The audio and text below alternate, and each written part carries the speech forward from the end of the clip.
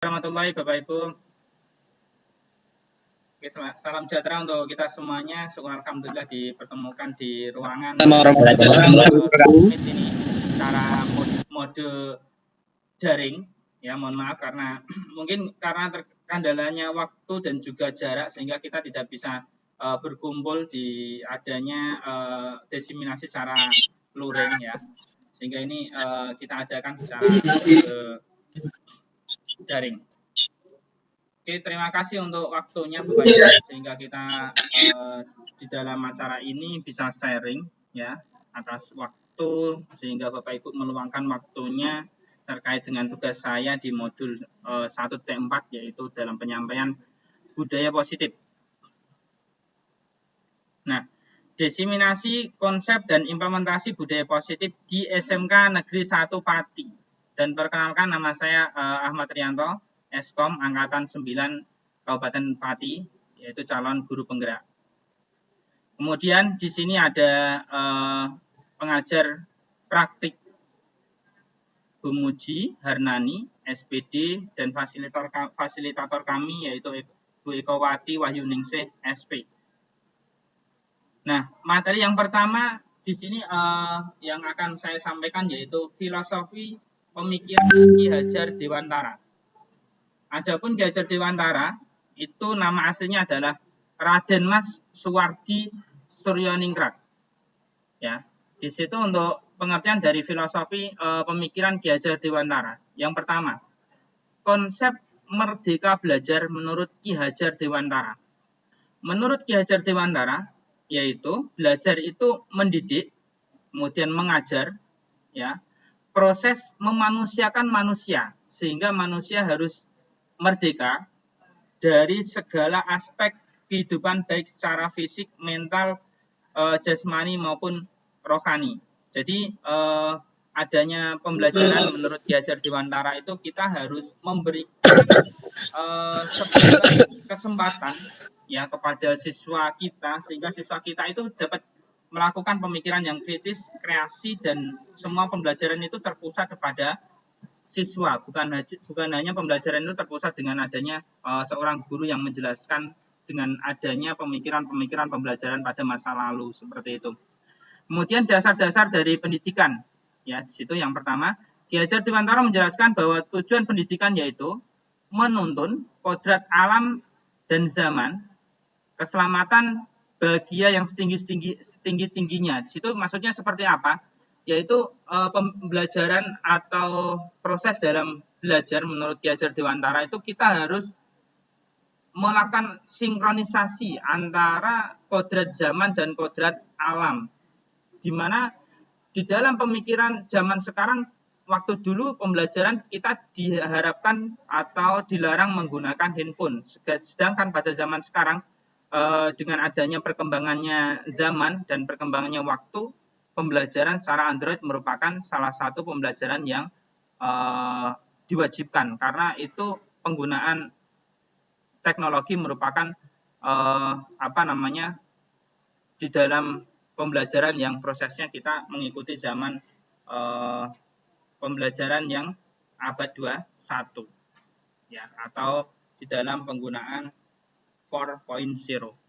Kemudian yang keenam yaitu pendidikan menuntun tumbuh atau hidupnya kekuatan kodrat yang ada pada anak agar dapat memperbaiki lakunya. Jadi selain kita mengikuti soft skill kita harus memperhatikan di mana laku, tingkah dan juga attitude seorang siswa itu harus diperbaiki sehingga selain kita memberikan pembelajaran yang sifatnya sesuai dengan kodrat alam dan zaman, ya, guru juga harus memperhatikan keadaan tingkah laku yang ada di dalam siswa tersebut. Kemudian pendidikan sebagai petani atau tukang kebun. Jadi di situ menandakan dengan adanya sebuah pendidikan itu kita harus memperhatikan siswa kita. Anggap saja kita adalah petani, di mana petani itu merawat tanamannya dengan sepenuh hati. Dan suatu saat petani akan mendapatkan adanya jerih payah dari yang dihasilkan dari padi misalkan. Padi itu akan menjadi sebuah ibaratnya suatu hal yang diharapkan oleh petani dalam proses dia dalam melakukan penanaman padi. Kemudian trilogi pendidikan Ki Hajar Dewantara yang pertama, ing ngarsa sun tulodo. Jadi seorang guru itu harus memberikan sebuah teladan yang baik, sehingga guru itu merupakan role model, di mana role model itu sebuah teladan yang harus memberikan contoh, bukan hanya sebuah teori, bukan hanya sebuah peraturan, sehingga guru harus memberikan contoh. Ya, ing madya mangun karsa, ya, di mana ing madya mangun karsa itu bahwa kita ditunjukkan seorang guru harus menyesuaikan dengan perkembangan zaman, ya, kodrat zaman dan kodrat alam. Kemudian kalau misal suatu saat kok siswa itu mengalami kesulitan, kemudian tuturi handayani, yaitu kita harus memberikan solusi. Oh, seperti ini loh solusi dalam mengerjakan sesuatu. Oh, seperti ini loh kita harus mengerjakan tugas-tugasnya. Ya. Jadi teori tabula rasa seperti yang tadi, ing ngarsa sung tulodo, ing madya mangun karsa, dan tut puri handayani, yaitu merupakan pemikiran yang dicetuskan oleh seorang Ki Hajar Dewantara. Sejalan dengan pemikiran Ki Hajar Dewantara, pendidikan dan pengajaran saat ini dituntut untuk dapat membekali siswa dalam menghadapi kebutuhan hidup dan tantangan global. Dengan melaksanakan pemikiran dan semboyan Ki Hajar Dewantara tadi, diharapkan seorang pendidik dapat menuntut siswa tidak hanya mentransfer ilmu, pengetahuan, tapi juga mendidik karakter yang dibutuhkan. Kerangka filosofi merdeka belajar mengacu pada profil pelajar Pancasila, yaitu, ya, ini ada 6 dimensi: beriman dan bertakwa kepada Tuhan Yang Maha Esa, berakhlak mulia, kreatif, gotong royong, berkebinekaan global, bernalar kritis, dan mandiri. Ini semua ada dalam 6 dimensi profil pelajar Pancasila. Sebagai pendukung dalam mewujudkan profil pelajar Pancasila, perlu ditanamkan budaya positif di sekolah. Jadi kalau misalkan kita dalam melaksanakan sebuah kurikulum merdeka, kita mengacu pada profil pelajar Pancasila dengan didasari adanya 6 dimensi tadi. Nah, kita didukung dengan adanya sebuah budaya positif yang ada di dalam sekolah, dengan harapan bahwa kita akan membentuk talenta-talenta muda yang memiliki potensi dan juga memiliki sebuah karakter, di mana karakter itu didasari dengan adanya karakter yang baik. Budaya positif. Nah, setelah kita mempelajari terkait dengan cara pandang Ki Hajar Dewantara yang memberikan definisi apa itu pembelajaran dan lain sebagainya. Nah, didukung dengan adanya budaya positif, di mana budaya positif ini merupakan suatu hal yang terikat antara stakeholder yang ada di dalam sekolah, ya, baik itu siswa, baik itu guru, ya, dan semua stakeholder yang ada di situ, baik itu tata usaha dan lain sebagainya, dan semua role model yang ada di dalam sekolah, baik itu guru, ya, maupun teladan-teladan yang lain, gitu. Budaya positif yaitu mewujudkan dari nilai-nilai atau keyakinan universal yang diterapkan di sekolah. Jadi budaya positif itu sifatnya universal, bukan hanya keyakinan yang sifatnya teknis. Ya. Pembiasaan yang bernilai positif di dalamnya mengandung jumlah kegiatan maupun menumbuhkan karakter murid. Itu adalah budaya positif. Nah, konsep inti budaya positif itu nanti akan saya jelaskan dengan agak singkat karena mungkin waktunya ini ya Bapak Ibu agak lama ya, mohon maaf ya, mungkin Bapak Ibu mendengarkan saya kayak semacam saya siaran radio seperti itu ya. Jadi ini waktunya mungkin lama, 1 jam. Mohon disiapkan kayak cemilannya dan lain sebagainya. Kalau Bapak Ibu belum siap, beli sendiri ya di warung di depan rumahnya dan lain sebagainya. Oke, mohon maaf, itu tadi sebuah intro. Jadi di sini Ibu akan saya jelaskan terkait dengan konsep inti budaya positif. Yang pertama ada perubahan paradigma, disiplin positif dan motivasi, keyakinan kelas, pemenuhan kebutuhan dasar, 5 posisi kontrol, dan juga segitiga restitusi. Perubahan paradigma, ya.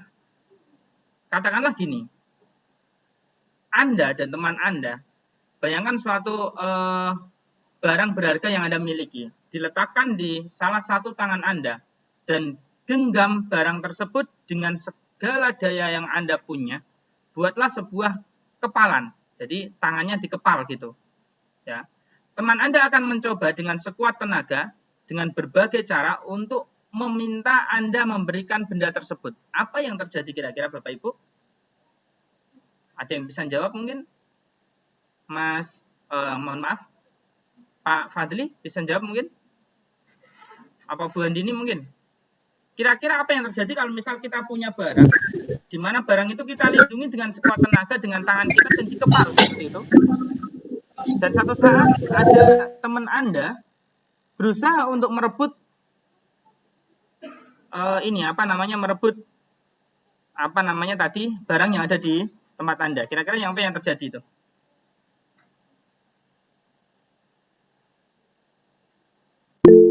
Ya, silakan. Jika kepalan tangan kita kuat, maka tidak akan terlepas, Pak. Nah, baik sekali Bu Eni. Terima kasih Bu Eni. Jadi jawaban dari Bu Eni. Jadi Bu Eni itu merupakan guru yang ada di SMK Negeri 1 Pati. Beliau mengajar atau mengampu di kejuruan TKI. Jadi jawabannya dari Bu Eni, apabila kepalanya yang ada di tangan kita kok kuat, maka tidak akan terlepas. Begitu juga dengan paradigma dan budaya positif yang ada di dalam sekolah kita. Kalau misalkan kita dari semua aspek itu memiliki integritas yang tinggi dalam melaksanakan sebuah paradigma atau budaya positif secara bersama-sama, maka kita akan menjadi sebuah lingkungan yang baik, ya, lingkungan yang memperhatikan pendidikan, lingkungan yang memperhatikan integritas, lingkungan yang memperhatikan peraturan-peraturan atau keyakinan kelas yang sudah disepakati. Seperti itu ya. Terima kasih Bu Heni. Perubahan paradigma teori kontrol itu disampaikan oleh William Blazer. Ya. Miskonsepsi tentang teori kontrol, yaitu ilusi guru mengontrol murid. Ya. Kemudian di situ ada ilusi bahwa semua penguatan positif, efektif, dan bermanfaat. Kemudian di situ ada gambar bahwa ada orang yang ditusuk kunci ya. Jadi ilusi bahwa kritik dan membuat rasa bersalah mampu menguatkan karakter. Ilusi bahwa orang dewasa berhak memaksa. Di situ ilusinya ada sebuah murid yang dipaksa untuk belajar oleh gurunya.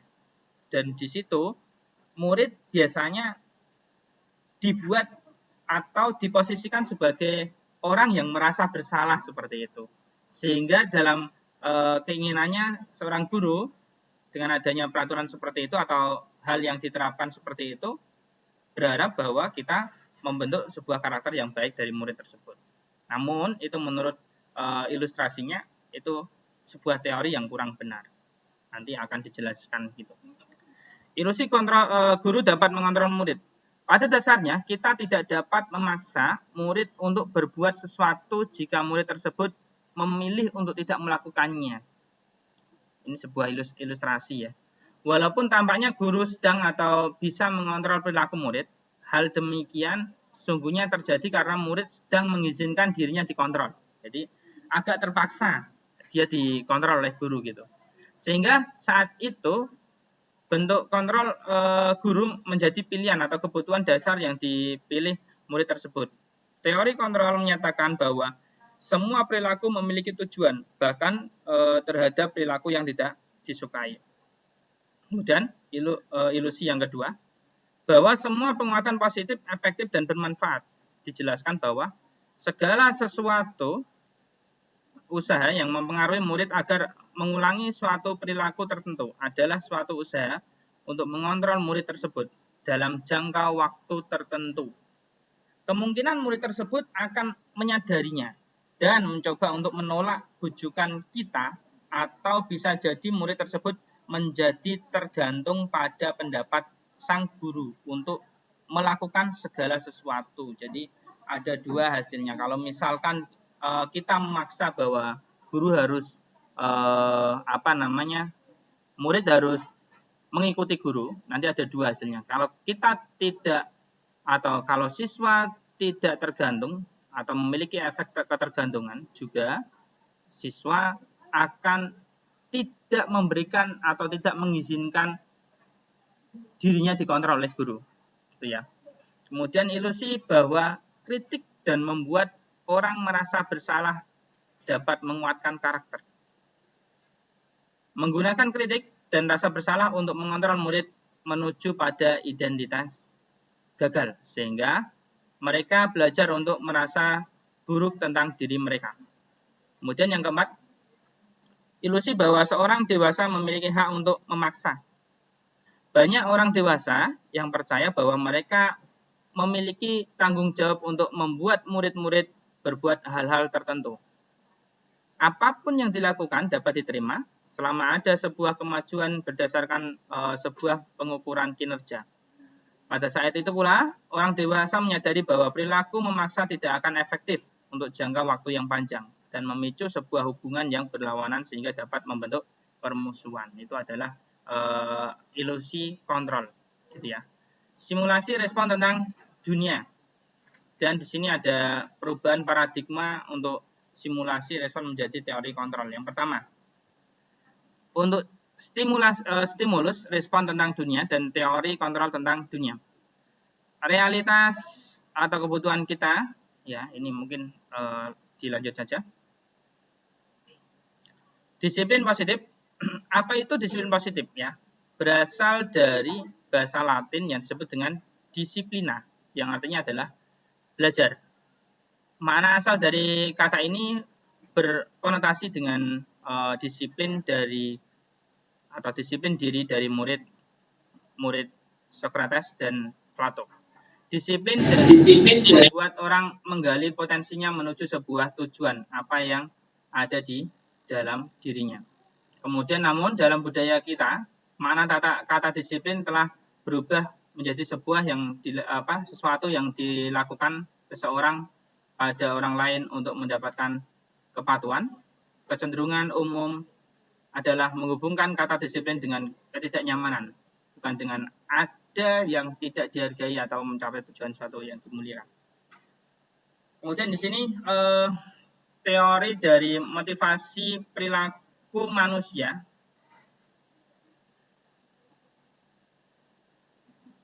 Belum selesai ya.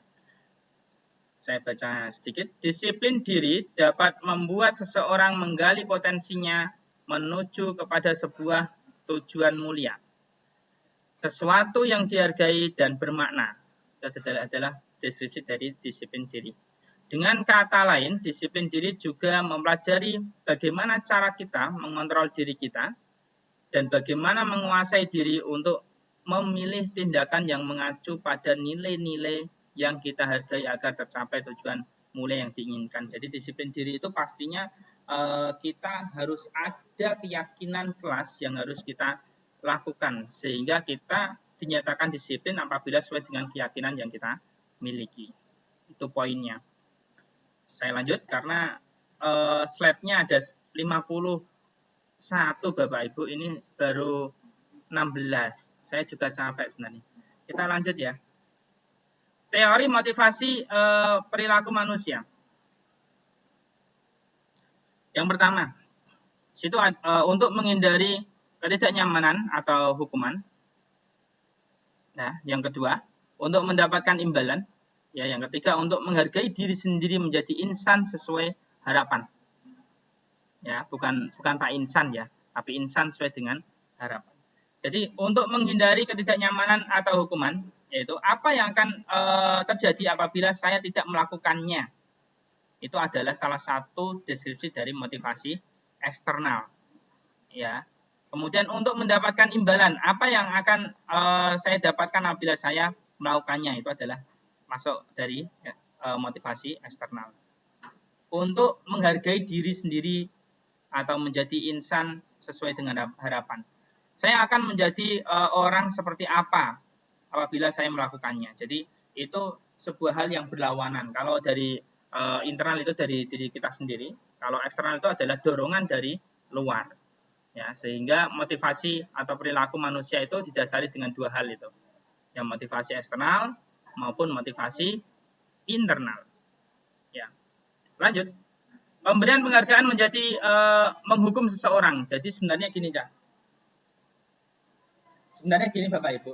Jadi kalau misalkan kita memberikan penghargaan itu merupakan sebuah hukuman yang sifatnya jangka panjang.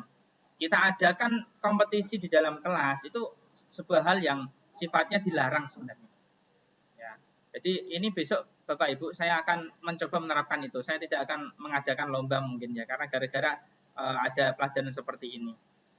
Jadi pengaruhnya apa? Ya, adanya penghargaan itu.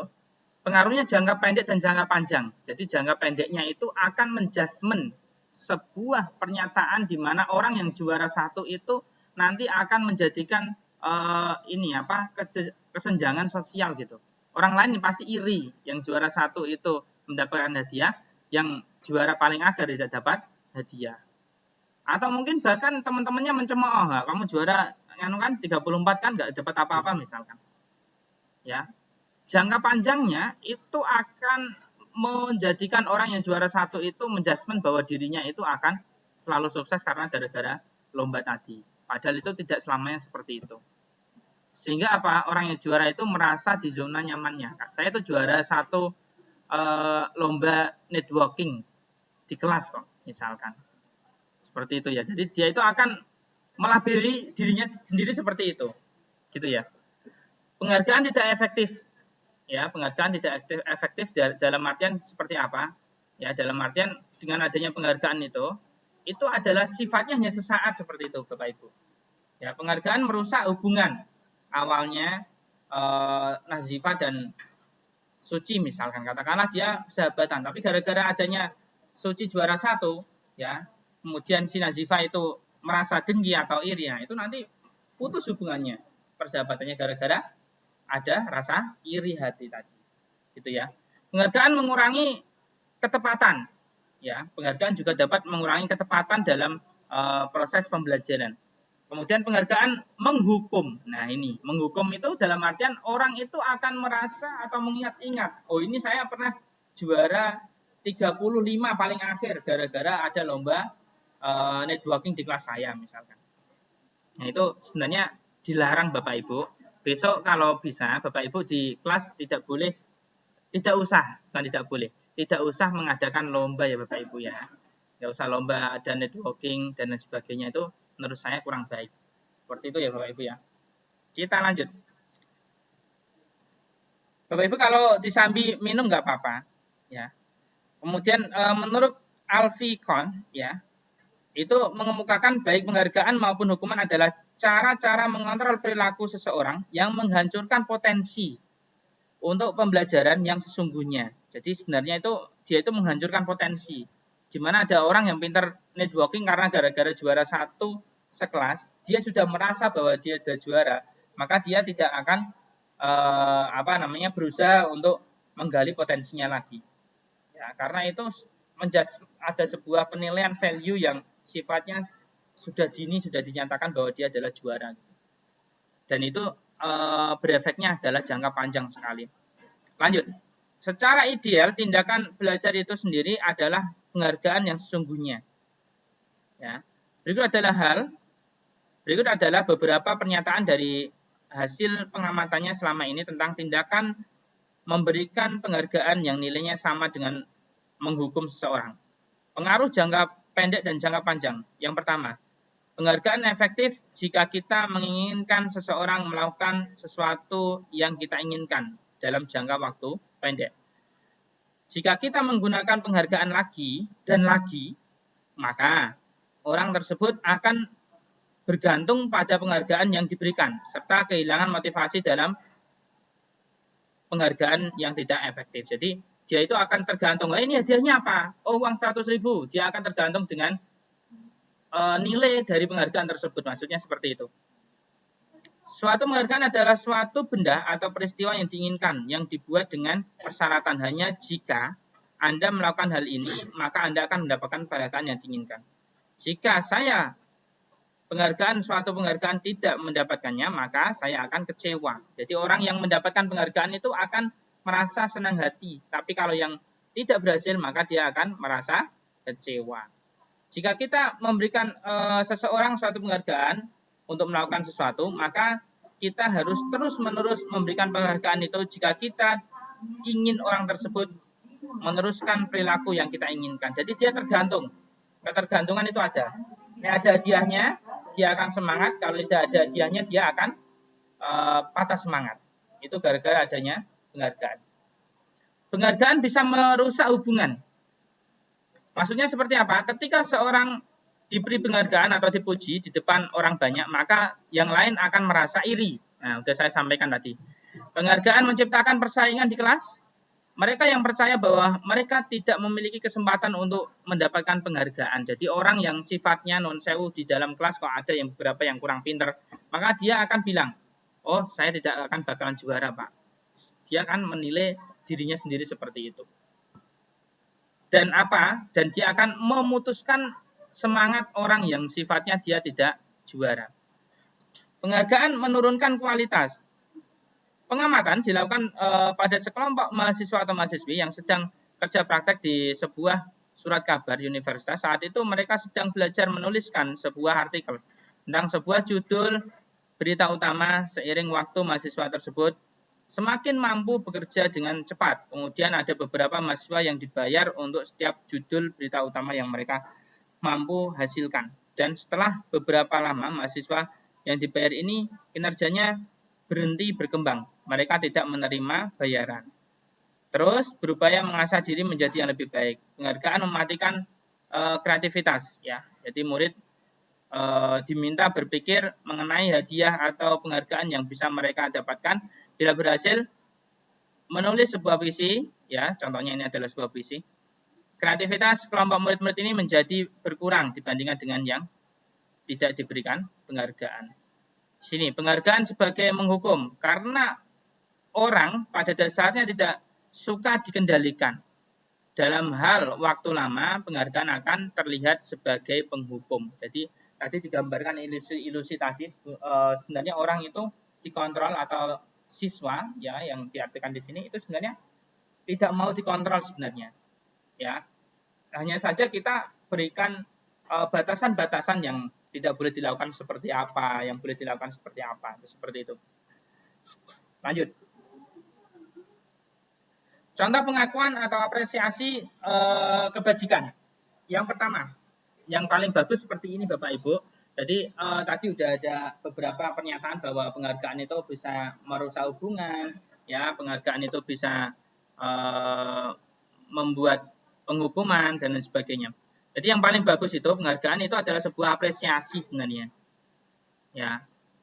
Jadi gini, pembuka, ya kemarin saya perhatikan. Kemudian sini nilai kebajikan apa? Rasa empati besar sekali. Jadi kalau misalkan kalian mohon maaf Bapak Ibu, misalkan kalau ternyata ada siswanya yang pinter ya pada situasi seperti ini, pada saat menolong murid baru di kelas kita, saya menghargai. Nah, nilai kebajikannya apa? Yaitu kepedulian. Pada saat kamu membantu teman-temanmu di tugas kelompok, terima kasih untuk bla bla bla gitu. Rasa tanggung jawabmu. Jadi nilai kebajikannya adalah rasa tanggung jawab. Jadi terima kasih itu merupakan rasa tanggung jawab. Sini ada perbedaan yang mendasar antara hukuman dan konsekuensi. Jadi hukuman itu adalah sesuatu hal yang sifatnya bisa memberikan luka untuk orang yang melakukan kesalahan, di mana hukuman itu sifatnya bisa dalam jangka panjang dan jangka pendek. Bentar, ada yang baru masuk. Oke, lanjut. Hukuman. Sesuatu yang menyakitkan harus terjadi. Itu adalah hukuman. Tapi kalau konsekuensi, sesuatu harus terjadi. Ya, berbeda.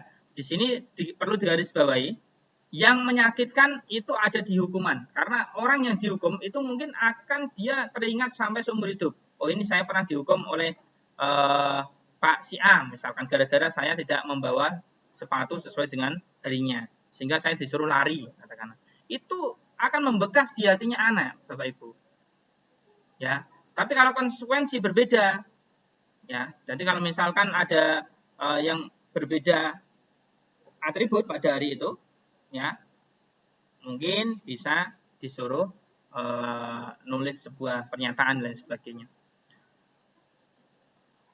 Membuat anak sakit, ya, baik secara fisik maupun dalam hatinya, itu adalah hukuman. Konsekuensi membuat anak merasa tidak nyaman dalam jangka waktu yang pendek. Jadi konsekuensi itu tidak nyaman dalam waktu yang pendek, tapi ya hatinya masih ini bisa menerima gitu, seperti itu Bapak Ibu. Oke, lanjut. Anak membenci kedisiplinan, anak menghargai disiplin. Jadi di sini ada perbedaan yang mendasar, ya, yang membenci kedisiplinan dan menghargai disiplin. Kalau hukuman itu adalah sebuah paksaan, konsekuensi adalah stimulasi stimulasi tanggapan. Mendorong anak menyakiti diri sendiri, itu hukuman. Ya, lari 100 kali, ya, itu menjadi capek anaknya. Gitu ya. Mendorong anak agar mudah menyesuaikan. Ya, konsep diri yang buruk, kalau konsekuensi adalah konsep diri yang baik. Anak belajar untuk menyembunyikan kesalahan, tapi konsekuensi anak belajar untuk mematuhi peraturan. Rasa bersalah, kemudian dipermalukan, merasa tak dihargai, itu adalah sebuah hukuman. Sehingga dibuat tidak nyaman atau diasingkan untuk sementara waktu. Nah, ini ada beberapa contoh, Bapak Ibu. Mencatat 100 kali di dalam buku dengan kalimat saya tidak akan terlambat lagi, karena terlambat ke sekolah, dia datang terlambat ke sekolah, kemudian disuruh nulis saya tidak akan terlambat lagi, itu adalah sebuah hukuman. Ya, lari mengelilingi lapangan basket 2 kali karena terlambat hadir di sekolah, itu adalah sebuah hukuman, karena itu bikin capek orang yang menjalaninya, dan itu mungkin akan teringat seumur hidup Bapak Ibu. Ya, murid diminta untuk push up 15 kali. Ini bukan sebuah solusi Bapak Ibu. Ya, mohon kalau ngajar tidak usah menghukum siswanya seperti itu. Itu adalah cara-cara yang lama Bapak Ibu. Ya. Kemudian yang paling bagus adalah misalkan ada sebuah kejadian di mana ada siswa yang mencoret-coret kertas temannya dan temannya tidak terima. Itu adalah sebuah konsekuensi. Kamu harus menggantinya kertasnya, atau yang melakukan kesalahan itu harus menggantinya. Itu adalah konsekuensi. Membersihkan tumpahan air di meja tulis karena tersenggol pada saat belajar, walaupun itu tidak disengaja, ya, tapi tanggung jawabnya ada Bapak Ibu. Ya, itu adalah sebuah konsekuensi. Sifatnya jangka panjang itu akan lebih hati-hati lagi, ya, tidak melakukan kesalahan, menumpahkan ini air lagi. Kemudian yang terakhir, lari mengelilingi lapangan basket 2 kali karena terlambat 10 menit untuk pelajaran PJOK. Ini berbeda Bapak Ibu. Karena pelajaran olahraga itu kan sifatnya harus ini mengasah fisik gitu Bapak Ibu. Sehingga di situ disuruh lari 2 kali itu agar apa? Agar dia lebih kuat lagi dalam mengikuti basket. Kemudian materi yang ketiga. Mohon maaf ya Bapak Ibu, nggak usah salfok, ini bukan foto saya. Jadi ini ada foto ibu-ibu, ini saya ambil dari internet Bapak Ibu tadi ya. Jadi gini, ada sebuah restitusi adalah proses menciptakan kondisi bagi murid untuk memperbaiki kesalahan mereka. Sehingga mereka bisa kembali pada kelompok mereka dengan karakter yang lebih kuat. Ya. Restitusi juga merupakan proses kolaboratif yang mengajarkan murid untuk mencari solusi untuk masalah mereka dan membantu murid berpikir tentang orang seperti apa yang mereka inginkan, ya, dan bagaimana mereka harus melakukan orang lain. Jadi memperlakukan orang lain. Jadi restitusi itu sebuah penanganan masalah, ya, sifatnya dia mengembalikan masalah itu kepada peraturan atau keyakinan kelas, kemudian dia akan mengembalikan masalah itu, bagaimana solusinya menurut yang bersangkutan yang paling baik dalam mengatasi masalah tersebut. Sehingga bisa dikatakan mengatasi masalah tanpa masalah. Gitu. Oke, lanjut.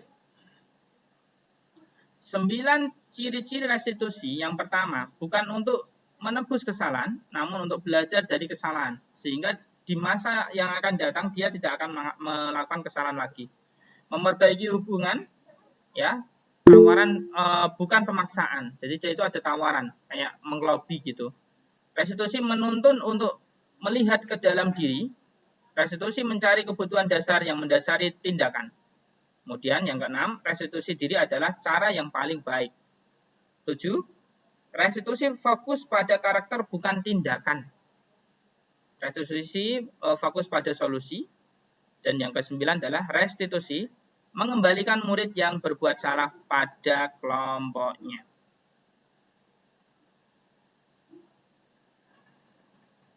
Lanjut Bapak Ibu, nanti saya akan berikan contoh restitusi. Segitiga restitusi merupakan sebuah proses menciptakan kondisi bagi murid untuk memperbaiki kesalahannya. Melalui restitusi, sebuah pendidikan bisa membantu para murid untuk mencapai tujuannya, memiliki sifat disiplin positif, dan memulihkan dirinya setelah berbuat salah. Langkah-langkah segitiga restitusi itu ada menstabilkan identitas, validasi tindakan yang salah, menanyakan keyakinan. Nah, ini adalah rumusan dari segitiga restitusi Bapak Ibu, bisa diperhatikan. Jadi ada 3 langkah. Yang pertama adalah validasi tindakan yang salah. Situ bisa dengan kata-kata kamu tentu punya alasan mengapa kamu melakukan hal itu. Ya, misalkan dari anak itu dikembalikan masalah itu dan ditanyakan ulang kepada anaknya. Adakah cara yang lebih efektif untuk mendapatkan apa yang kamu butuhkan? Nah, ini adalah sebuah validasi, Bapak Ibu. Yang kedua yaitu menstabilkan identitas. Setiap orang pasti perlu melakukan kesalahan. Kamu bukan satu-satunya yang pernah melakukan ini. Itu adalah menstabilkan identitas.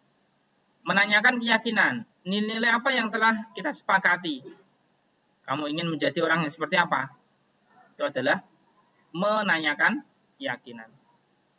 Yang pertama, menstabilkan identitas. Guru berkata, berbuat salah itu adalah hal yang manusiawi. Tidak ada manusia yang sempurna. Bapak Ibu juga berbuat salah.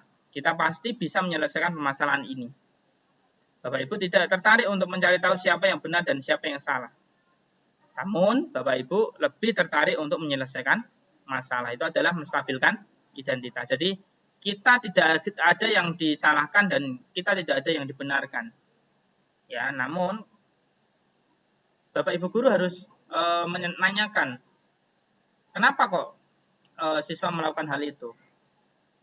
Ya, validasi kebutuhan. Guru berkata, kamu bisa saja akan melakukan hal yang lebih buruk, tapi kamu tidak melakukannya kan? Ya, itu adalah sebuah pertanyaan yang ada di dalam validasi ini kebutuhan atau validasi identitas maksudnya. Kemudian kamu boleh tetap berusaha menjaga sikapmu itu, tapi tambahkan sikap yang lain yang baru. Kemudian yang terakhir adalah menanyakan keyakinan.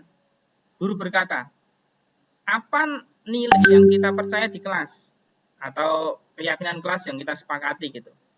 Nilai-nilai universal apa yang telah kita sepakati? Kelas yang ideal itu seperti apa sih? Nah, itu adalah contoh-contohnya. Nah, ini adalah sebuah contoh yang akan saya berikan ke Bapak Ibu. Ya, saya share ada sebuah kasus Bapak Ibu. Ya, benar.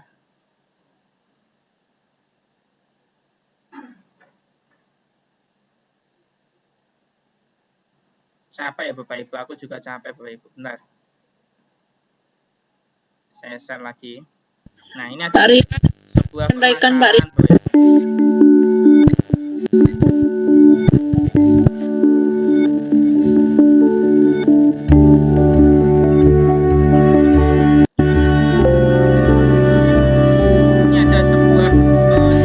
Betul, Pak. cerita di sini ada sebuah bullying gitu ya. Nah, ini langsung saja ceritanya saja, tidak usah membaca skenario-nya, nanti lama Bapak Ibu, udah mau 1 jam, mohon maaf waktunya. Ini nanti ini ya. Dari Ini loh Pak, dia yang bully saya duluan. Kan yang dia bully saya. Oke, tenang dulu, satu-satu ya. Ini ya anak-anakku yang saya banggakan dari saya ini. Kalian berdua kalau misalkan kok ngomong bareng, nanti kalian itu bingung. Ya, jadi nanti satu-satu. Valenta dulu, baru Janesa. Ini apa permasalahannya? Seperti itu ya. Silakan untuk Janesa setelah Valenta. Jadi Valenta lebih dulu nanti untuk yang menjelaskan permasalahannya. Silakan Mbak Valenta. Ini Pak, tadi Janisa tuh membuli saya dan mengatakan saya anak pemalas dan hitam. Terus Pak, Janisa juga mengatakan kalau saya itu nggak punya pacar sampai sekarang. Padahal kan Pak, saya itu dilarang pacaran sama kedua orang tua saya. Kan saya sakit hati Pak, katanya seperti itu. Oke. Kalian sudah tenang semuanya? Ya Pak. Oke. Kalau sudah tenang, diatur nafasnya, kemudian dijelaskan dengan nada yang tidak terburu-buru. Sekarang gantian. Ya, sekarang Janesa yang menjelaskan permasalahan. Valenta yang duluan Pak, kan tadi dia minjem pulpen saya, terus saya minta balik, malah pulpennya hilang. Padahal kan itu pulpen kenang-kenangan dari mantan saya. Terus satu lagi, dia tadi ya itu piket kelas, makanya saya kena malas. Oke, Mbak Valenta, apakah benar seperti itu? Iya Pak, tadi saya mengejar pulpen Janesa tidak minta izin dulu. Tadi saya pakai untuk mencatat laporan saya Pak, jadi saya letakkan di atas meja. Setelah itu saya pergi ke kantin Pak. Nah, sehabis kembali dari kantin, pulpennya udah nggak ada Pak. Untuk piket kelas menyambut, hari ini saya lupa Pak kalau hari ini adalah jadwalnya saya. Tapi kan tidak berarti Janesa harus mengatakan saya seperti itu kan Pak. Oke, sekarang ke Mbak Janesa. Mbak Janesa, apakah kamu menyadari apa kesalahan kamu? Ya Pak, saya salah. Saya utama-tama dibully Valenta dan saya tidak berikan perasaan Valenta. Oke, jadi gini ya, terkait dengan kesalahan apa yang kita lakukan, itu sebenarnya hal yang manusiawi. Lebih baiknya kita menyadari apa kesalahan itu dan setelah itu kita memperbaiki kesalahan itu. Nah, jadi seperti itu Bapak Ibu, digambarkan bahwa di dalam video itu ada nama atau ada 2 siswa, yaitu Janesa dan Valenta. Pada waktu jam istirahat, ternyata Janesa Valenta itu dia bertengkar. Gitu. Pas suatu saat itu saya berjalan dan mendengarkan itu. Apa yang terjadi di antara kalian berdua? Saya bilang seperti itu Bapak Ibu. Dan pada waktu itu dia itu ada yang bilang, ini loh Pak, saya dibully Pak. Saya dikatakan hitam, saya nggak punya pacar dan lain sebagainya. Kemudian yang satunya Pak, dia duluan yang mengambil pulpen saya, tapi dia nggak bilang dan pulpen saya dihilangkan. Dan ini adalah ada 2 permasalahan. Yang pertama adalah bullying, kemudian yang kedua adalah tidak menghormati teman. Dalam artian hak milik orang lain itu kita harus ngomong terlebih dahulu sebelum kita meminjamkan, seperti itu. Itu keyakinan kelasnya kan seperti itu. Nah, di dalam menstabilkan situ, guru harus bilang, jangan langsung nyalahkan, kamu salah karena kamu bilang seperti ini, itu salah Bapak Ibu. Itu adalah menghukum. Tapi yang paling benar, kita tanya dulu permasalahannya apa. Setelah itu kamu bilang, Bapak Ibu bilang bahwa ini adalah hal yang wajar. Orang itu melakukan kesalahan itu adalah wajar. Namun, apakah ada cara yang lain yang lebih efektif untuk menyelesaikan masalah? Itu dikembalikan ke siswa lagi Bapak Ibu. Sehingga siswa akan kembali kepada keyakinan kelas yang ada di dalam kelasnya. Kita lanjut. Seperti itu ya? Ya Pak. Oke, Mbak Valenta dan Mbak Janesa. Apakah sekarang kalian ingin menyelesaikan permasalahan ini atau tetap bertengkar? Sedangkan kalian sudah bersahabat itu selama 2 tahun. Kalian panggilannya akan segera berakhir Pak. Nanti persahabatan kalian pecah. Seperti apa? Silakan Mbak. Ini akan segera berakhir dan Menyelesaikan masalah saya Pak. Saya mengaku salah. Saya telah menghilangkan pulpennya Janesa. masuk ke menstabilkan validasi. Dan untuk jadwal tiket kelas saya akan mengingat-ingat kembali dan saya akan melarang di HP saya, Pak. Oke, sekarang Mbak Janisa seperti apa? Saya juga tidak mau kehilangan status Valenta. Dia baik dan lucu. Oh, lucu. Saya menyadari bahwa saya terlalu emosi dan saya minta maaf atas sikap saya tadi. Nah, sekarang karena kalian sudah mengakui salah, nah, silakan kalian saling memaafkan yang menjadi sahabat.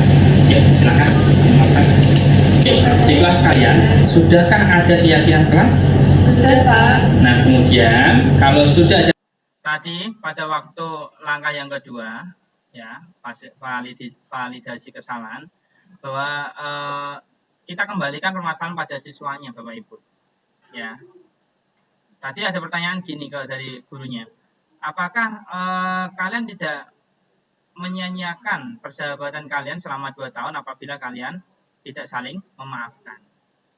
Kemudian pada salah satu tadi dari muridnya, ya Pak, saya memaafkan si Valenta.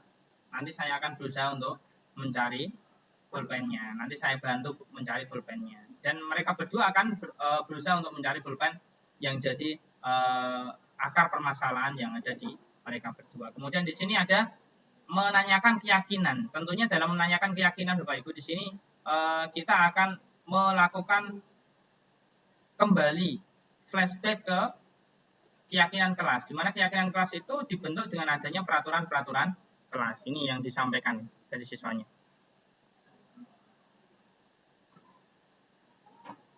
keyakinan kelas, apakah kalian sudah memahami terkait dengan keyakinan kelas yang disepakati? Sudah paham, Pak. Nah, kalau sudah paham, coba kalian sebutkan keyakinan kelas apa yang kalian pahami. Valenta dulu, silakan. Meminta izin ketika mau menggunakan peralatan milik teman. Oke. Dan apabila lupa tiket, bisa digantikan dengan membantu tiket dari berikutnya. Oke, terima kasih Mbak Valenta. Untuk Mbak Janisa seperti apa? Tidak boleh membuli sesama teman. Nah, jadi sebenarnya kalian sudah paham. Nah, tadi dia tidak boleh membuli sama teman dan juga kita harus menghormati. Dalam artian menghormati apa? Salah satunya kita harus meminta izin apabila kita meminjam barang miliknya teman. Nah, itu sebuah segitiga restitusi Bapak Ibu. Jadi dengan adanya segitiga restitusi ini, ya harapan dari kita, ya seorang guru, seorang pendidik, Bapak Ibu, ya tidak ada yang namanya sebuah hukuman, yang dimana hukuman itu dalam artian itu kan agar siswa itu mendapatkan efek jera seperti itu Bapak Ibu. Dan hal itu merupakan teori lama Bapak Ibu. Dan menurut dari teori yang saya dapat di waktu pembelajaran CGP itu salah satunya kita harus menerapkan segitiga restitusi. Nah, terkait dengan segitiga restitusi dan juga konsekuensi dan hukuman Bapak Ibu, mungkin ada yang ditanyakan sebelum saya lanjut ke materi setelahnya. Monggo Bapak Ibu. Pak, izin bertanya tentang Oh iya, Bu Heni. Iya Pak, izin bertanya tentang yang disiplin positif tadi ya Pak. Ya Bu, yang mana Bu Heni? Disiplin positif itu kan diterapkan dan diintegrasikan di dalam proses pembelajaran. Nah, bagaimana cara yang harus diterapkan agar disiplin positif itu berlangsung dalam jangka waktu yang sangat lama? Biasanya kan hanya di awal-awal saja. Itu biar anak-anak itu merasakan adanya disiplin positif dalam jangka waktu yang lama, itu bagaimana caranya, Pak? Seperti itu. Yang pertama, disiplin positif itu salah satunya di dalamnya itu kesepakatan kelas Bu ini. Jadi kita harus menerapkan sebuah kesepakatan kelas. Ya, ini contoh tadi yang kami bentuk di kelas 11 TKJ 1. Ini baru saja dari Bu ini. Jadi ada beberapa pernyataan-pernyataan yang dari 11 TKJ 1 dan itu sifatnya bukan kita pribadi yang membuat Bu, tapi dari semua aspek orang yang ada di dalam kelas. Bentar, tadi mana ya fotonya ya? Agak lama, bentar lemot banget. Nah, seperti ini Bu. Jadi di situ yang pertama memang ini baru membuat sebuah kesepakatan kelas, di mana kesepakatan kelas ini sifatnya demokrasi Bu. Jadi kita harus membuat satu persatu sebuah pernyataan di mana contoh katakanlah gini, harus masuk 15 menit sebelum jam dimulai. Kemudian harus menghormati sama teman, harus mengerjakan semua tugas yang diberikan oleh guru. Ya, kemudian ada lagi saya bacakan dari salah satu yang tadi dari teman-teman sini, selalu bayar kas tepat waktu. Seperti itu Bu, ada yang seperti itu juga. Kemudian ada lagi di sini tidak gaduh saat di lab. Itu merupakan sebuah peraturan kelas Bu. Kemudian peraturan kelas itu nanti dirumuskan lagi ke dalam sebuah keyakinan kelas. Di mana di dalam keyakinan kelas itu sifatnya universal Bu. Kalau yang dikatakan dari tadi siswa-siswi kami ya tidak merusak fasilitas lab, itu adalah sebuah peraturan kelas. Nah, peraturan kelas itu merupakan teknis sifatnya. Di sini dalam artian teknis itu seperti apa? Teknis itu adalah hal yang sifatnya bagaimana cara kita tidak merusak fasilitas itu seperti apa? Oh, kita harus membersihkan, kita harus menjaga perlengkapan peripheral yang ada di dalam kelas, menjaga kenyamanan kelas. Tapi di situ nanti kalau misalkan sifatnya kita dalam keyakinan kelas itu dibentuk dalam suatu yang sifatnya universal. Contohnya gini, di dalam rumusan situ nanti menghormati. Nah, orang menghormati itu seperti apa? Hormat itu sifatnya kan umum ya. Oh, contoh misal memberi salam. Padahal tadi secara ini deskripsi bahwa salam itu masuk pada peraturan kelas. Nah, sehingga di situ memberi salam itu langkah kita harus seperti apa? Oh, senyum, ramah, kemudian badan harus mendungkuk. Nah, itu pas waktu lewat sama guru. Nah, itu salah satu dari keyakinan kelas.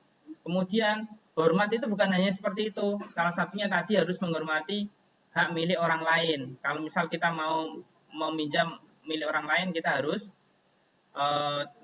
bilang terlebih dahulu, izin terlebih dahulu. Itu salah satu menghormati juga. Terus kemudian sopan santun, itu masuk menghormati. Kalau masalah mengerjakan tepat waktu dan lain sebagainya itu adalah kepekerjaan Bu.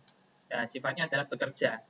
Nah, kita harus membuang sampah tepat sesuai pada tempatnya, itu adalah bekerja. Kalau sifatnya dia ibaratnya kalau dalam waktu lama, ini adalah sebuah keyakinan kelas, di situ harus ada tanda tangan seluruh siswa yang ada di dalam kelas tersebut. Dan juga pastinya pada guru yang bersangkutan dan wali kelas. Nah, itu adalah sudah diyakini. Yang namanya keyakinan kan sudah diyakini dan harus dijalani. Karena itu adalah melalui persetujuan mereka Bu. Seperti itu Bu Eni. Kurang lebih seperti itu. Baik, terima kasih Pak Rian. Silakan yang lain Bapak Ibu. Waktunya kayaknya udah mau habis sebenarnya. Ini masih ada beberapa. Pak Ihsan nggak jadi bertanya?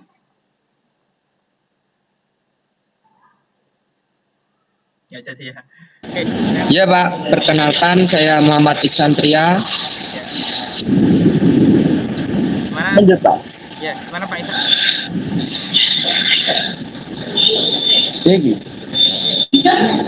Ya, jadi tentang konsekuensi dan hukuman tadi Pak.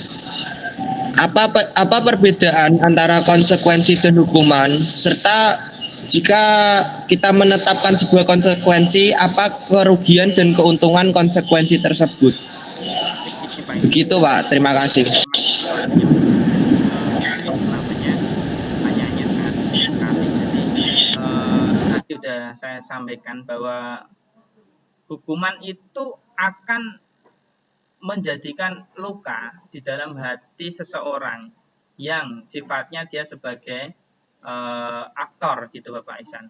Jadi aktor di sini siapa? Tentunya siswa kita Pak Ihsan. Jadi kalau misalkan siswa kita hukum, katakanlah yang namanya hukuman itu pasti kita akan menyalahkan kan ya, membuat mereka bersalah atau merasa bersalah. Kamu udah terlambat seperti ini, pasti kan menghujat sifatnya. Menghujat itu yang pertama yang kena adalah psikisnya. Ya, Kemudian yang kedua itu adalah fisiknya, Pak. Setelah Bapak biasanya memberikan sebuah pernyataan merasa bersalah, pasti kan, oh kamu coba lari, kalau gara-gara kamu telat biar kamu jerah, misalkan. Salah satunya kalau setelah psikis, biasanya yang kedua adalah fisiknya. Dan itu biasanya akan teringat sepanjang hayatnya, Pak. Seumur hidupnya dia akan teringat, oh ini saya pernah dihukum Pak Ihsan. Namun kalau konsekuensi itu berbeda, Pak. Kalau dia terlambat, biasanya dikembalikan ke siswa. Kenapa kamu terlambat? Oh, bangunnya kesiangan. Kenapa nggak dibangunkan sama bapak ibumu? Oh, enggak ada. Besok nggak boleh mengulangi lagi ya. Ya, seperti apa caranya tidak mengulangi lagi? Oh, menghidupkan alarm di HP-nya. Terus kamu kalau terlambat konsekuensinya keyakinan sekolahnya apa? Oh, saya harus membuat pernyataan dari tidak terlambat lagi ditandatangani oleh orang tua. Dan itu sifatnya dia dalam jangka pendek mungkin dia agak tertekan, Pak, tapi di dalam jangka panjang dia akan berusaha tidak akan mengulanginya lagi. Itu adalah salah satu perbedaan yang mendasar antara yang dinamakan dengan hukuman dan konsekuensi. Seperti itu, Pak Ihsan. Iya Pak, terima kasih ya atas jawabannya. Saya lanjut ya Pak Ihsan ya, ini waktunya ada mau istirahat. Nanti kalau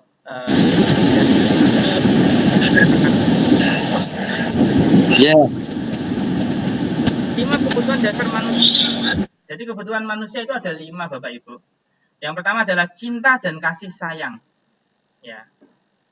Yaitu kebutuhan untuk diterima. Itu yang kedua. Kemudian penguasaan. Ya.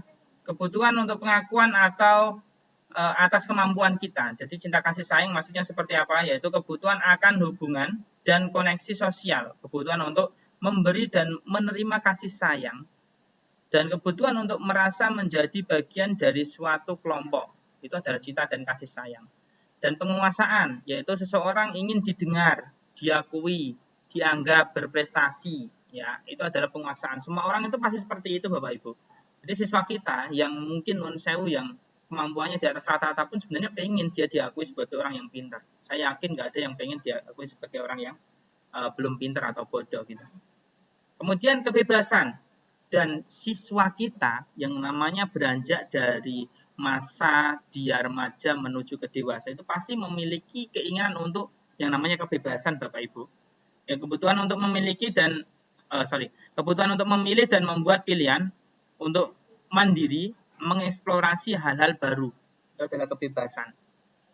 Kemudian yang kelima, bertahan hidup, survival. Jadi di situ kebutuhan yang kelima adalah bertahan hidup. Kebutuhan yang bersifat fisiologis untuk bertahan hidup, misalnya kesehatan, rumah, dan makanan. Yang terakhir itu adalah kebutuhan untuk mendapatkan kesenangan, Bapak Ibu. Yang dimana kebutuhan untuk mencari kesenangan bermain dan tertawa. Sehingga siswa itu nanti suruh bermain, tertawa itu kan suka, Bapak Ibu. Kadang ada gurunya di dalam pun tertawa. Wah, di dalam gurunya di dalam pun pada tidur. Dan itu sudah merupakan sebuah kesenangan tersendiri, Bapak Ibu. Ya. Seperti itu. Mungkin ada yang tersindir, Bapak Ibu. Kemudian contoh penerapan. Ibu guru bilang, aku tidak boleh bersenandung waktu mengerjakan tugas. Katanya kelasnya harus tenang. Tidak ada suara, padahal aku suka dan senang bernyanyi. Itu adalah kebutuhan apa? Kesenangan, Bapak Ibu. Jadi siswanya bilang apa tadi? Padahal aku suka dan senang bernyanyi. Jadi itu adalah hal sebuah kebebasan dan kesenangan sebenarnya. Ada dua sebenarnya. Seperti itu ya, Bu. Pak. Jadi semuanya tadi 5 kebutuhan manusia itu ada 5. Kemudian ada lagi. Ibu guru tidak menyapaku hari ini, padahal aku pakai jepit rambut baru. Nah, misal si Andini tadi membawa jepit baru, dan saya tidak menyapanya pada hari ini. Nah, itu sebuah apa? Sebuah cinta dan kasih sayang. Padahal dia pengen Pengen perhatikan, gitu ya Bapak Ibu ya. Perhatikan. Aku bosen. Nah, masa belajarnya cuma gitu-gitu aja, dengerin ibu guru saja di depan misalkan. Nah, itu berarti apa kebutuhan? Kebebasan. Aku sebel, gambarku tidak rapi. Malah ibu guru nunjukin ke teman-teman di roasting Bapak Ibu, itu nggak boleh Bapak Ibu. Itu adalah apa namanya, kebutuhan penguasaan. Dia nggak mau gitu. Ya, seperti itu ya Bapak Ibu ya. Oke, kita lanjut 5 posisi kontrol. Nah, ini yang agak mau terakhir Bapak Ibu, mau selesai kayaknya. Jadi 5 posisi kontrol itu tadi ada 5 kebutuhan hidup manusia, sekarang ada 5 posisi kontrol. Ya. Model disiplin yang berpusat pada murid disebut dengan 5 posisi kontrol. Yang pertama, yaitu penghukum. Yang paling rendah ini ada di penghukum Bapak Ibu. Seorang penghukum bisa menggunakan hukuman fisik maupun verbal, seperti yang dilakukan tadi. Kemudian yang kedua, membuat orang merasa bersalah, menggunakan suara lebih lembut, membuat keheningan yang membuat orang lain merasa tidak nyaman, bersalah atau rendah diri. Jadi membuat merasa bersalah itu, kamu nggak kasihan dengan ibu dan lain sebagainya. Nanti ada contohnya Bapak Ibu. Kemudian sebagai teman, ya. Jadi di sini model disiplin kalau sebagai teman, ya, mengontrol murid melalui persuasi, ya, menggunakan hubungan baik dan humor. Lakukanlah untuk saya agar kamu tidak telat lagi, misalkan. Nanti ada contohnya. Kemudian monitor atau pemantau, mengawasi, bertanggung jawab atas perilaku orang-orang yang diawasi. Manajer, yaitu mentor, mempersilahkan murid mempertanggungjawabkan perilakunya, membuat murid agar menemukan solusi atas permasalahan sendiri. Yang paling tinggi itu posisinya di manajer Bapak Ibu. Jadi 5 posisi kontrol yang paling diharapkan itu ada 2 sebenarnya, yaitu di manajer dan di pemantau. Tidak boleh langsung ke penghukum sebenarnya. Kalau paling mentok, kita sebagai guru itu masuk ke teman Bapak Ibu. Itu yang paling rendah. Ya jangan sampai ke penghukum. Itu yang paling rendah, itu kalau bisa jangan, sangat dihindari. Nah, ini ada beberapa contoh saja. Ya sudah dilihat ya Bapak Ibu. Nah, penghukum yaitu menghardik, menunjuk, kemudian menyakiti dan menyindir, ya. Kemudian pembuat orang merasa bersalah, menceramah, mengatakan seharusnya, ibu kecewa dan lain sebagainya. Kalau teman, membuat alasan untuk muridnya. Kalau pemantau, menghitung dan mengukur. Kemudian kalau manajer yaitu mengajukan pertanyaan-pertanyaan. Jadi itu masih panjang Bapak Ibu. Kemudian kalau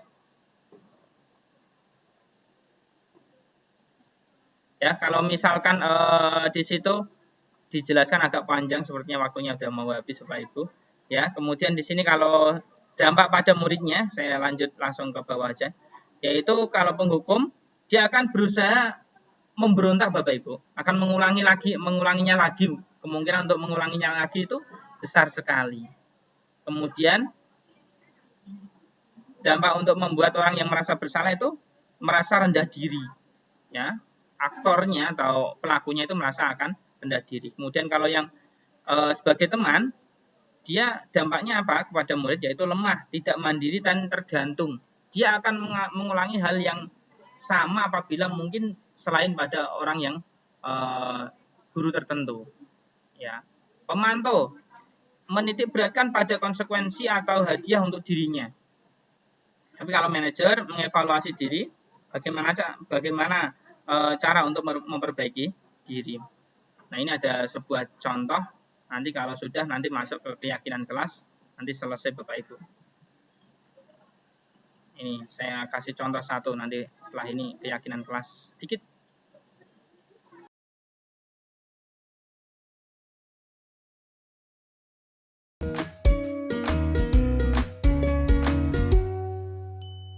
Salam bahagia Ibu dan Bapak guru hebat. Dalam penerapan disiplin positif restitusi, salah satu program yang dikembangkan adalah 5 posisi kontrol.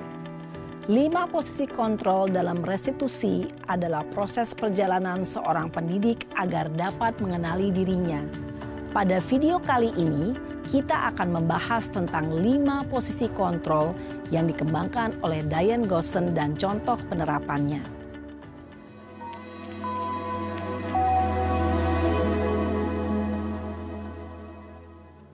Lima posisi kontrol itu adalah 1.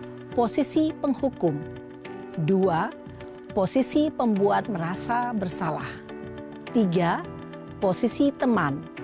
4. Posisi pemantau atau monitor. Dan 5. Posisi manajer. Untuk lebih memahami kelima posisi tersebut, mari kita saksikan kasus Naren yang terlambat hadir 20 menit di sekolah dan melihat bagaimana kelima posisi kontrol dalam menghadapi masalah tersebut.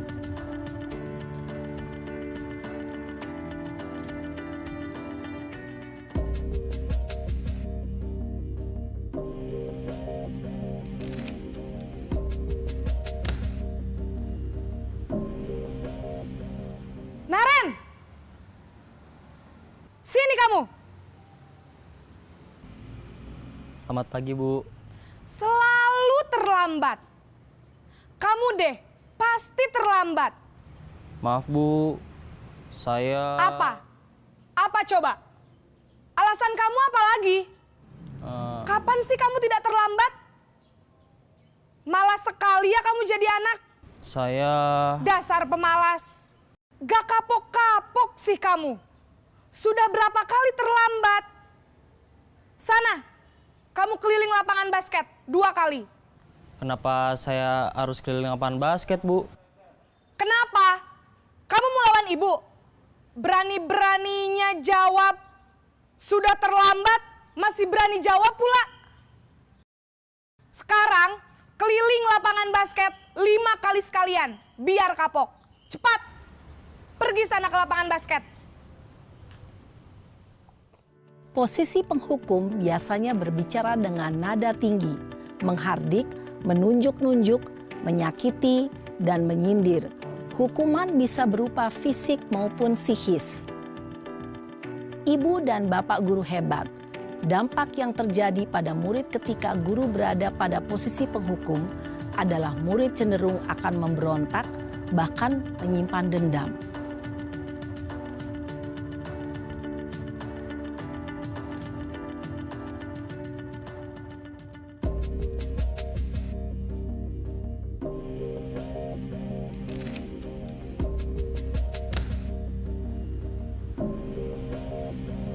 Naren!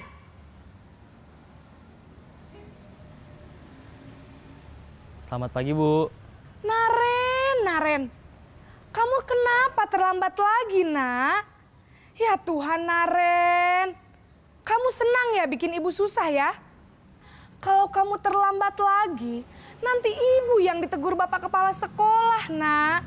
Disangka ibu tidak bisa membina kamu. Duh, gimana ini? Maaf, Bu. Duh, Gusti Naren. Kamu suka ya kalau ibu ditegur bapak kepala sekolah? Terus, sekarang ibu harus tulis apa ini di buku absen? Ini kamu sudah sering terlambat loh. Ibu harus apa coba? Maaf, Bu. Maaf sekali. Ya sudah, lain kali jangan bikin ibu susah lagi ya, Nak ya. Ibu tidak akan kuat lagi kalau kamu begini terus. Bisa jantungan kalau ibu ditegur bapak kepala sekolah. Sana cepat ke kelas. Maaf ya, Bu. Maaf sekali. Posisi pembuat rasa bersalah berbicara dengan nada tenang, cenderung lembut. Namun kata-kata yang diutarakan membuat murid merasa menjadi orang yang gagal.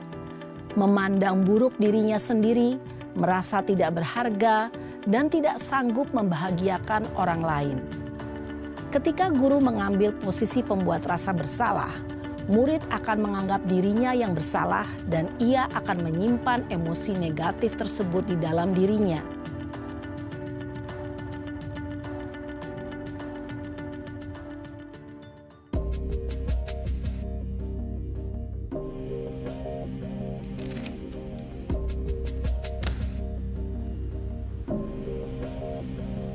Naren!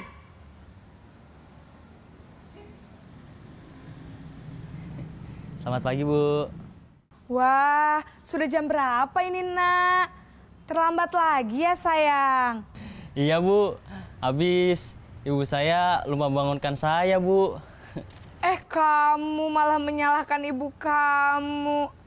Kamu bukannya anak yang larinya paling kenceng. Kok terlambat sih? Iya, Bu. Saya memang terlambat bangun tadi.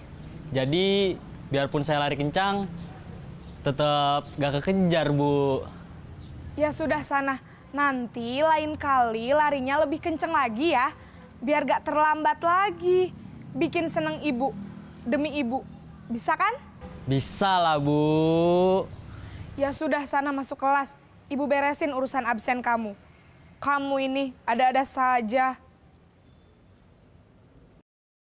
Dalam posisi teman, guru berbicara dengan nada suara ramah, akrab, cenderung bersenda gurau untuk menjaga suasana tetap santai.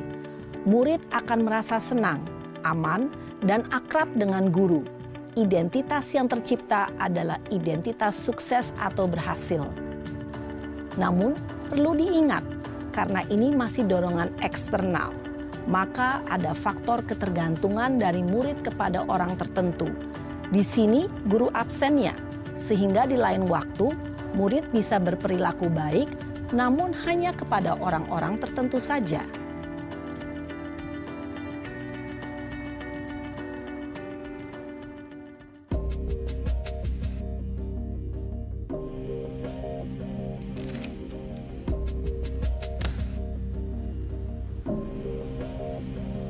Naren!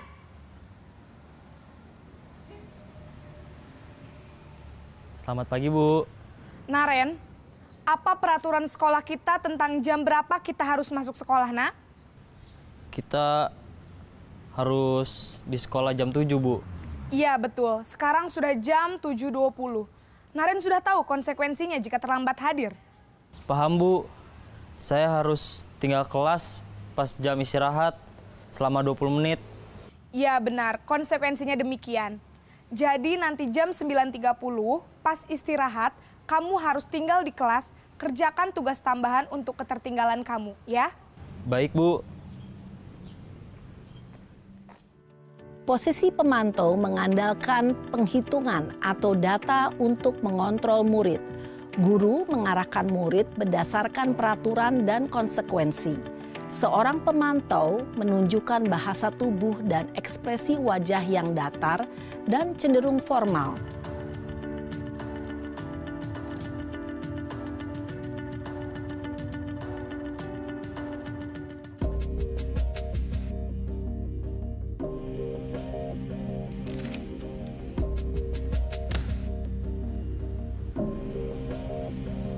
Naren!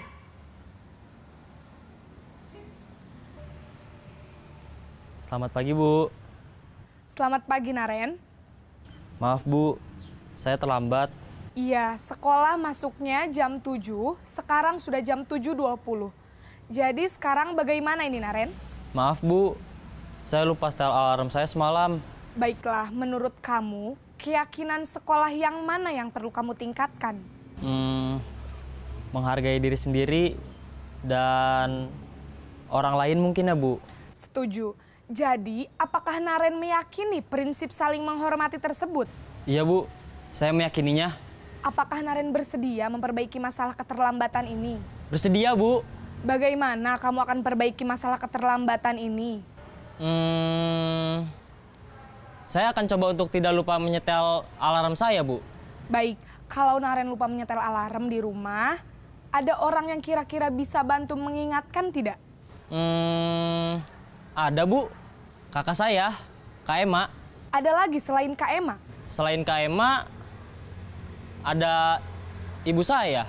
Baik, jadi yang mengingatkan Naren adalah Kak Ema dan ibu kamu ya?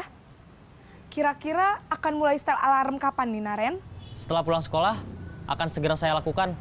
Baik, jadi Naren akan setel alarm untuk bangun besok pagi dan akan diingatkan oleh kakak dan ibunda Naren ya. Ada lagi yang mungkin perlu dilakukan Naren agar tidak terlambat bangun lagi?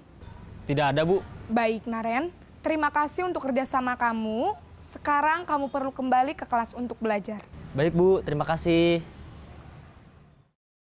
Posisi manajer adalah posisi kontrol yang disarankan untuk membimbing murid memiliki sikap disiplin yang positif, yaitu murid yang mandiri, bertanggung jawab, dan dapat memecahkan masalah. Tujuan dari posisi ini adalah agar murid dapat berefleksi atas tindakannya. Guru akan dengan tulus memberikan pertanyaan-pertanyaan bermakna, sehingga membuat murid dapat belajar dari kesalahannya dan mencari sebuah solusi untuk menyelesaikannya. Ibu dan Bapak guru hebat, setelah mengamati adegan kelima posisi kontrol tadi, kira-kira posisi mana yang paling ideal? Posisi mana yang dapat menunjang motivasi intrinsik murid? Ya, tentu posisi manajer. Posisi ini memang posisi ideal yang ingin dituju setiap pendidik. Pada posisi inilah, guru dapat menerapkan disiplin positif yang berpihak pada murid, yang memerdekakan murid. Perjalanan seorang pendidik tentunya tidak mudah untuk sampai pada posisi seorang manajer. Namun, tujuan kita pasti, yaitu menciptakan murid-murid yang mandiri, merdeka, dan bertanggung jawab. Semoga penggambaran 5 posisi kontrol yang telah diperlihatkan ini dapat menjadi ajang refleksi bagi kita semua, agar dapat terus mengasah dan menerapkan disiplin positif yang memerdekakan murid. Mari terus berlatih dan bersemangat. Selamat menerapkan. Salam dan bahagia, Ibu dan Bapak guru hebat.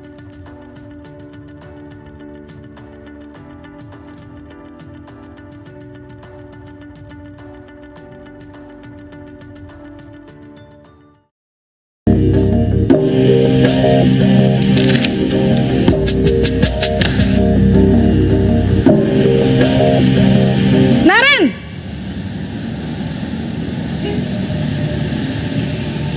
Selamat pagi, Bu. Naren, apa peraturan sekolah kita tentang jam berapa kita harus masuk sekolah, nak? Kita harus di sekolah jam 7, Bu. Iya betul, sekarang sudah jam 7.20. Naren sudah tahu konsekuensinya jika terlambat hadir. Paham, Bu. Saya harus tinggal kelas pas jam istirahat selama 20 menit. Iya benar, konsekuensinya demikian. Jadi nanti jam 9.30 pas istirahat, kamu harus tinggal di kelas, kerjakan tugas tambahan untuk ketertinggalan kamu, ya? Baik, Bu.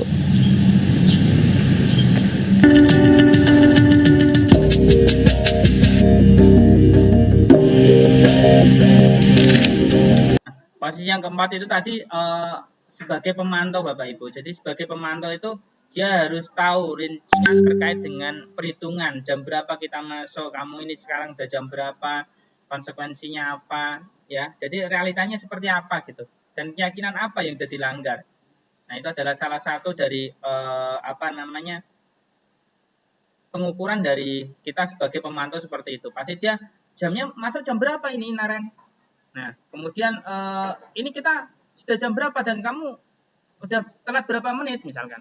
Itu adalah pemantau Bapak Ibu. Ini yang terakhir, yang posisi yang paling utama adalah sebagai manajer.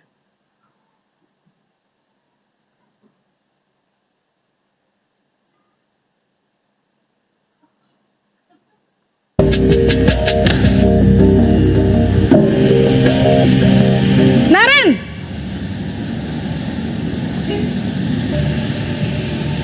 Selamat pagi, Bu. Selamat pagi Naren. Maaf, Bu. Saya terlambat. Iya, sekolah masuknya jam 7, sekarang sudah jam 7.20. Jadi sekarang bagaimana ini Naren? Maaf, Bu. Saya lupa setel alarm saya semalam. Baiklah, menurut kamu, keyakinan sekolah yang mana yang perlu kamu tingkatkan? Menghargai diri sendiri dan orang lain mungkin ya, Bu. Setuju. Jadi, apakah Naren meyakini prinsip saling menghormati tersebut? Iya, Bu. Saya meyakininya. Apakah Naren bersedia memperbaiki masalah keterlambatan ini? Bersedia, Bu. Bagaimana kamu akan perbaiki masalah keterlambatan ini? Saya akan coba untuk tidak lupa menyetel alarm saya, Bu. Baik, kalau Naren lupa menyetel alarm di rumah, ada orang yang kira-kira bisa bantu mengingatkan tidak? Ada, Bu. Kakak saya, Kak Ema. Ada lagi selain Kak Ema? Selain Kak Ema, ada ibu saya. Baik, jadi yang mengingatkan Naren adalah Kak Ema dan ibu kamu ya? Kira-kira akan mulai setel alarm kapan nih Naren? Setelah pulang sekolah, akan segera saya lakukan. Baik, jadi Naren akan setel alarm untuk bangun besok pagi dan akan diingatkan oleh kakak dan ibunda Naren ya. Ada lagi yang mungkin perlu dilakukan Naren agar tidak terlambat bangun lagi? Tidak ada, Bu. Baik Naren, terima kasih untuk kerjasama kamu. Sekarang kamu perlu kembali ke kelas untuk belajar. Baik, Bu. Terima kasih. Jadi di dalam posisi manajer seperti itu Bapak Ibu, jadi kita kemungkinan ditanyai keyakinan kelas apa yang kamu langgar terkait dengan pelanggaran kamu sekarang. Kemudian setelah itu solusinya seperti apa? Nah, kamu kemudian langkah apa untuk mengawali hal tersebut agar bisa kita tidak terlambat lagi. Sehingga di dalam posisi manajer itu sangat dianjurkan sekali Bapak Ibu. Itu seperti itu. Kemudian yang keenam, ini adalah pembahasan yang terakhir Bapak Ibu. Terima kasih atas kesetiaannya sehingga ini adalah materi yang sangat panjang sekali. Jadi 6 yaitu keyakinan kelas. Kesepakatan atau keyakinan kelas yaitu suatu yang dinyatakan berasal dari penyatuan pemikiran ya bersama untuk memberikan atau nilai-nilai kebaikan yang akan dilakukan di kelas sehingga membutuhkan pembiasaan positif dan tanggung jawab dari dalam maupun dari luar sehingga di situ yang dimaksud adalah dari para siswanya seperti itu. Sesuatu yang diyakini bersama salah satu disiplin positif yang bisa kita terapkan dalam membangun budaya positif di sekolah. Dengan adanya keyakinan kelas, di setiap kelas diharapkan dapat mewujudkan pendidikan yang berorientasi kepada profil pelajar Pancasila. Mengapa keyakinan kelas bukan peraturan kelas? Nah, ini ada sebuah pernyataan. Kenapa kok keyakinan kelas bukan peraturan kelas seperti itu ya Bapak Ibu? Jadi yang pertama, peraturan kelas dan keyakinan kelas. Di situ nanti orientasinya ya kepada murid tentang pentingnya keyakinan kelas bagi kelancaran proses pembelajaran. Yang kedua, tanyakan pada murid bagaimana kelas impian mereka. Ketiga, bimbing murid-murid untuk mendapatkan dan tuliskan keyakinan kelas mereka yang diinginkan di dalam di kertas kemudian ditempel di dalam kelas seperti itu. Susunlah keyakinan kelas sesuai prosedur dan gunakan kalimat yang positif. Kemudian tinjau ulang keyakinan sekolah atau dalam kelas secara bersama-sama, mengecek dan meyakini keyakinan kelas. Nah, di sini nanti akan saya tampilkan, ini sudah selesai Bapak Ibu, perbedaan antara peraturan kelas dan keyakinan kelas Bapak Ibu.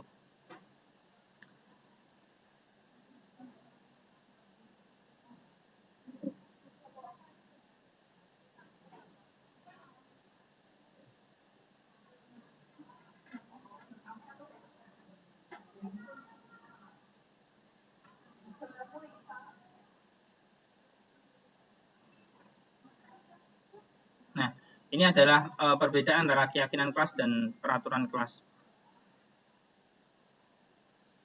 Ini aja.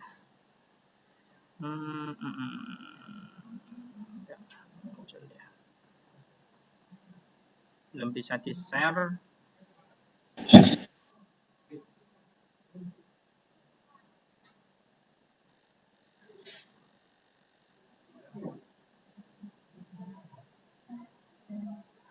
Belum masuk share-sharean, benar.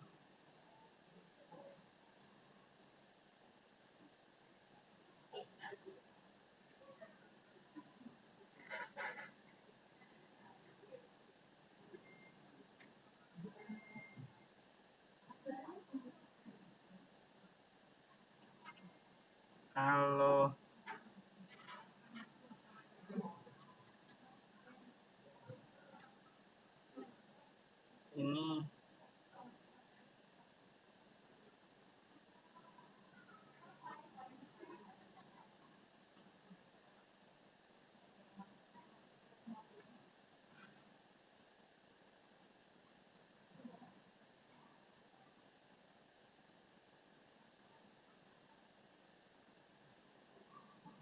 Seperti ini Bapak ya.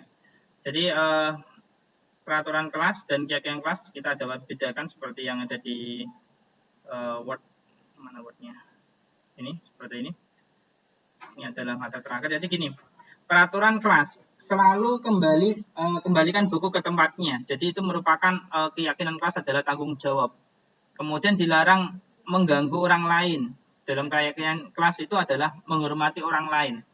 Itu adalah ada prosesnya untuk membentuk itu Bapak Ibu, ada perumusannya. Jadi di situ nanti kita harus melalui beberapa langkah. Hadir di sekolah 15 menit sebelum pembelajaran dimulai. Jadi peraturan itu adalah teknisnya. Tapi kalau keyakinan itu adalah melalui ini sebuah perkataan atau sebuah pernyataan positif ya. Yaitu menghormati orang lain dan berkomitmen. Ya, itu adalah menghormati orang lain dan berkomitmen.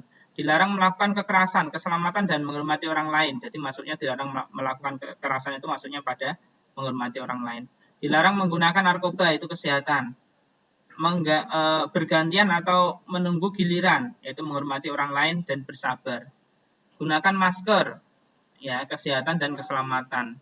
Jangan berlari di kelas atau koridornya, yaitu keselamatan dan keamanan. Oke, terima kasih Bapak Ibu. Seperti itu presentasi dari saya. Mohon maaf karena ada beberapa kendala di sini, baik itu internet maupun share screen kami.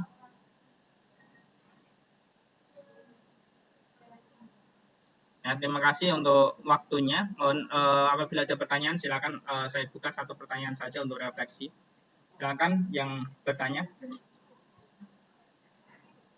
Mungkin Pak Fadli untuk menutup pertanyaan pada hari ini sebelum saya tutup. Silakan. Ya. Assalamualaikum warahmatullahi wabarakatuh. Waalaikumsalam warahmatullahi wabarakatuh. Silakan Pak Fadli. Wabarakatuh. Saya Ahmad Fadli. Saya ingin bertanya ini, Pak. Ya, silakan Mas. Menurut Bapak, penggunaan posisi kontrol yang paling baik atau paling sesuai dalam penyelesaian masalah sebagai pemantau atau manajer? Oke. Itu bagaimana itu? Terima kasih Pak Fadli, pertanyaan bagus sekali. Jadi refleksi Bapak Ibu, ini sebelum saya tutup. Jadi kalau kita sebagai pemantau itu pasti harus ada perhitungan, realita, realistis dan juga secara solusi itu dikembalikan ke siswa. Contohnya seperti ini. Tadi udah ada contoh dari Naren. Dari Naren itu ditanyai sama ibu-ibunya. Ya. Ini udah jam berapa Naren? Jam 7.30, Bu. Seharusnya masuk jam berapa? Jam 7. Nah, ini sebuah perhitungan. Ya, perhitungan yang terjadi 7 sama 7.30. Sekarang kamu terlambat berapa menit? Udah terlambat 30 menit. Di situ kemudian bilang seperti ini lagi. Kenapa kamu terlambat dan sebagainya. Jadi di situ pemantau itu sudah bagus. Namun belum ada solusi terkait dengan penggunaan agar dia itu secara konsisten itu biar tidak telat. Seperti itu. Nah, yang paling bagus itu adalah posisi sebagai manajer, di mana manajer ini ya selain kita menggunakan perhitungan ya, di situ kita juga memperhatikan. Nah, kasusnya apa? Kasusnya adalah dia lupa bangun tepat waktu. Kenapa? Karena kesiangan. Nah, solusinya seperti apa? Dia harus minta tolong bangunkan yang pertama kakaknya tadi. Yang kedua adalah ibunya. Yang ketiga harus menyetel alarm. Seperti itu ya Pak ya. Kemudian alarm itu disetel mulai sejak kapan? Sejak sekarang Bu. Nah, itu sudah ada solusinya. Kemungkinan besar besok tidak akan terlambat lagi sinaran ini. Itu adalah posisi yang paling utama, itu adalah manajer Pak. Yang kedua, kalau memang manajer tidak bisa, kita selesaikan dengan posisi kontrol sebagai pemantau. Seperti itu Pak. Oh iya Pak, terima kasih atas jawabannya. Oke, terima kasih Bapak Ibu. Karena mungkin waktunya tidak cukup, sehingga waktunya sudah panjang sekali. Bapak Ibu sudah istirahat. Ini terima kasih atas ketersediaannya Bapak Ibu untuk mengikuti destinasi kami ya, dari tugas saya pribadi, yaitu saya Ahmad Rianto, SMKN Negeri 1 Pati untuk CGP Angkatan 9. Terima kasih. Wassalamualaikum warahmatullahi wabarakatuh. Waalaikumsalam warahmatullahi wabarakatuh.